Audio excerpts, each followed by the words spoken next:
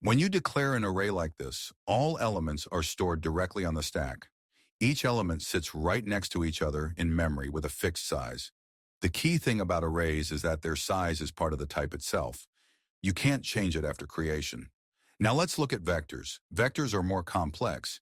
The vector structure itself lives on the stack, containing three pieces of metadata: a pointer to the actual data, the current length, and the capacity. The actual data lives on the heap. When we push elements, the length increases. Notice how we start with capacity 4, and as we add elements, the length grows but stays within our allocated space. But what happens when we exceed capacity? The vector needs to reallocate.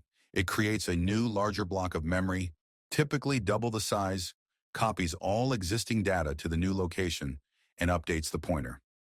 This is why vectors can grow dynamically, unlike arrays. This flexibility comes with a trade-off.